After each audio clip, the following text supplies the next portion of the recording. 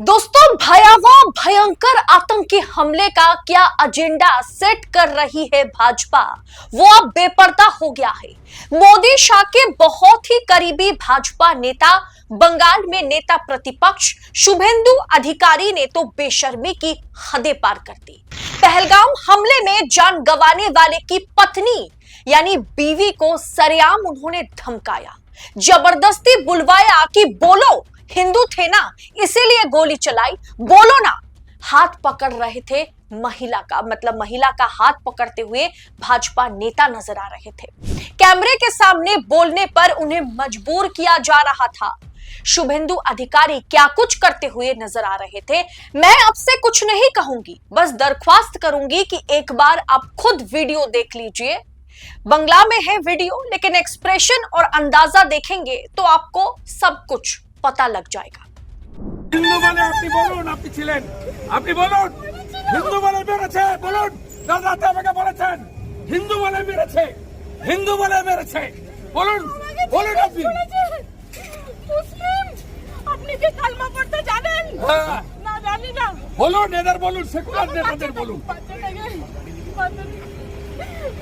ও দায়িত্ব আমার, ও দায়িত্ব আমার। दोस्तों, इन्हें शर्म नहीं है। बंगाल से घूमने गए वितान अधिकारी, जिन्हें पहलगाम हमले में जिनकी जानें चली गई, जिन्हें अपनी जान गंवानी पड़ी, उनकी पत्नी पर आफत टूट पड़ी है।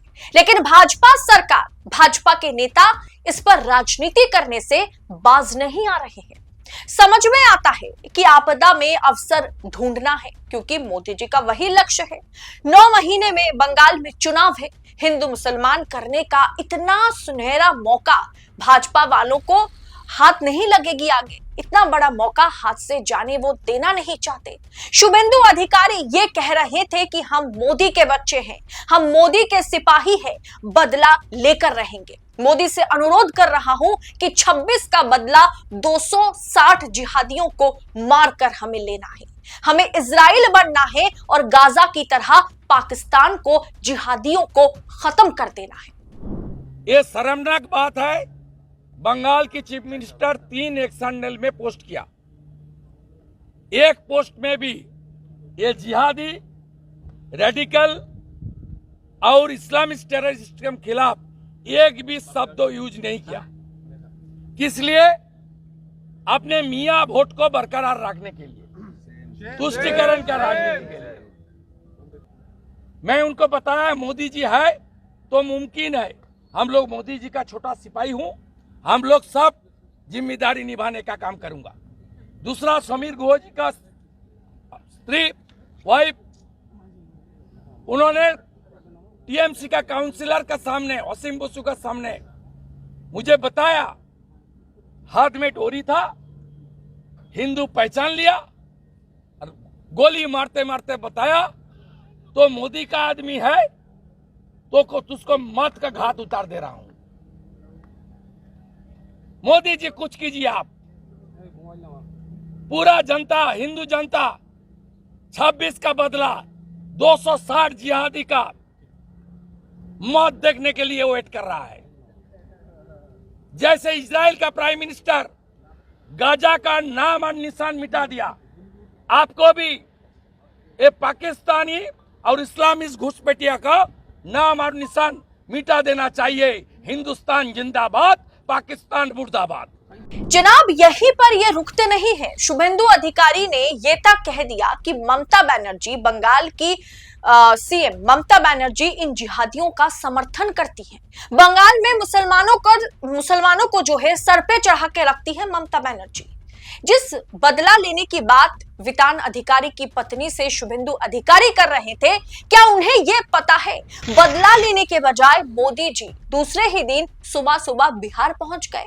मधुबनी में मोदी जी चुनाव प्रचार कर रहे हैं, वहां से पाकिस्तानी आतंकवादियों को चिता रहे हैं कि मिट्टी में मिला देंगे। क्या मोदी जी को सर्वदलीय बैठक नहीं करनी चाहिए थी?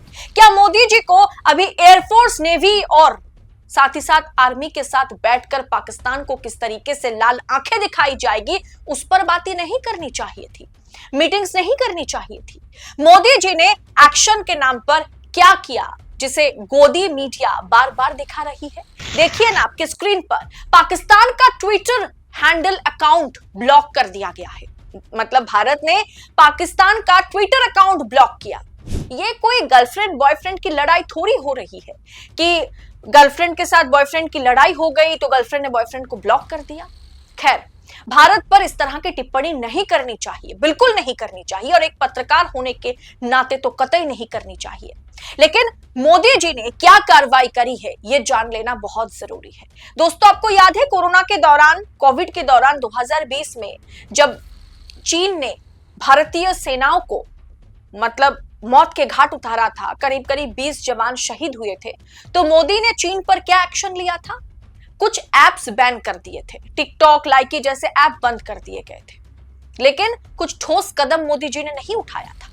मोदी जी को इस स्थिति में चुनावी जनसभा को संबोधित करना जो है वो सही सूझा है। इस समय में मोदी जी को 13,000 करोड़ से अधिक की विकास परियोजनाओं का उद्घाटन और शिलान्यास बिहार में करना था, मधुबनी में करनी थी। क्या यह दौरा 2 दिन के लिए पोस्टपोन नहीं किया जा सकता था? क्या ये दौरा पोस्टपोन करना उचित नहीं था?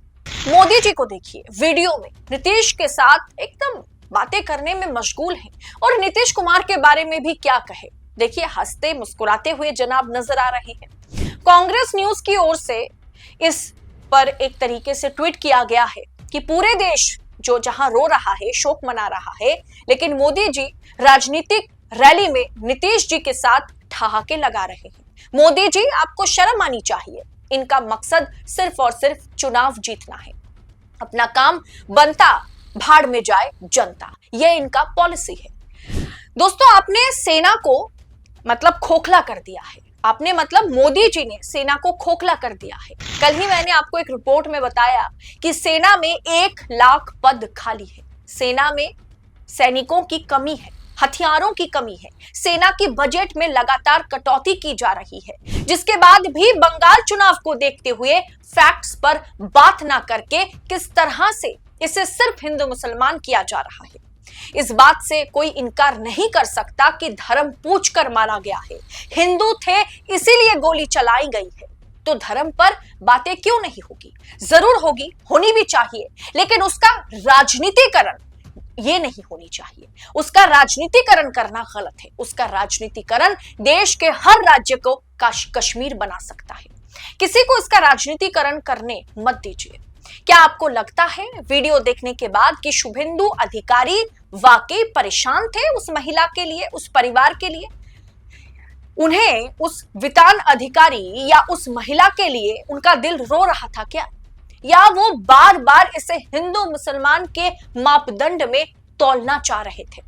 आपको क्या लगता है इस पूरे विषय पर? आपकी राय क्या है? एक तरफ शुभेंदु अधिकारी, जहां हम मोदी के बच्चे हैं, मोदी के सिपाही कहकर 26 का बदला 260 से लेंगे ये कहते हुए नजर आ रहे हैं। दूसरी तरफ मोदी जी मधुबनी में कहीं ना कहीं आप कह सकते हैं कि चुनावी प्रचार में मशगूल नजर आ रहे हैं।